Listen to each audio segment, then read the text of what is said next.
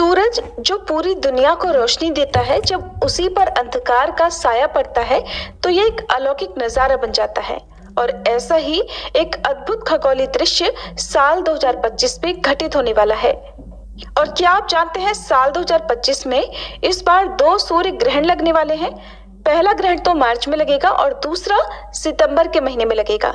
लेकिन ये ग्रहण कहाँ कहाँ दिखाई देगा, क्या भारत में लोग इसे देख पाएंगे या नहीं, और क्या ये आंशिक ग्रहण होगा या फिर पूर्ण सूर्य ग्रहण होगा, इन सभी सवालों के जवाब जानने के लिए आप आज के इस वीडियो को अंत तक जरूर देखिएगा। और जानकारी अगर अच्छी लगे तो इसी तरह की और अन्य जानकारी देखने के लिए हमारे चैनल को भी जरूर सब्सक्राइब कीजिएगा।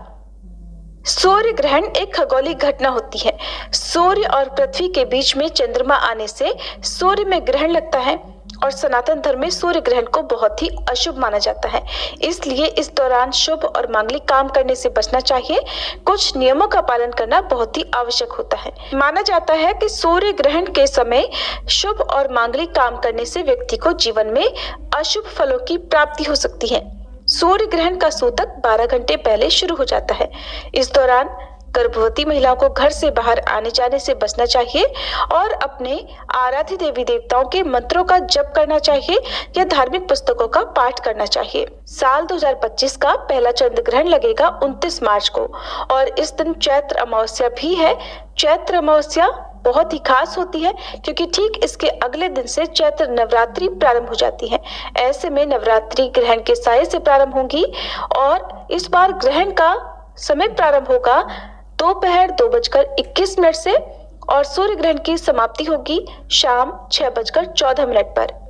और ये ग्रहण Bermuda, Barbados, Denmark, Austria, Belgium, उत्तरी Brazil, Finland, Germany, France, Hungary, Ireland, Morocco, Greenland, Canada का पूर्वी भाग, इंग्लैंड और अमेरिका के पूर्वी क्षेत्र आदि जगहों में दिखाई देगा। ये एक आंशिक सूर्य ग्रहण होगा जो कि हमारे देश भारत में नजर नहीं आएगा। और जब भारत में नजर नहीं आएगा तो हमारे देश में न तो ग्रहण संबंधी और न ही सूतक काल संबंधी कोई भी नियम माने जाएंगे। इसलिए आप पूजा पाठ या जो भी काम करना चाहते हो वो इस दिन कर सकते हैं। सूर्य ग्रहण को डायरेक्ट नंगी आंखों से देखने पर ये आंखों की रोशनी को प्रभावित कर सकता है, जिससे आंखों की रोशनी कमजोर हो सकती है, बिल्कुल जा भी सकती है या आपको आंखों संबंधी कोई रोग भी हो सकते हैं। इसलिए यदि आप सूर्य ग्रहण को देखने के इच्छुक हैं तो आपको दूरबीन, टेलीस्कोप की सहायता लेनी चाहिए या फिर आप काले अंधेरे चश्मे का भी प्रयोग कर सकते हैं।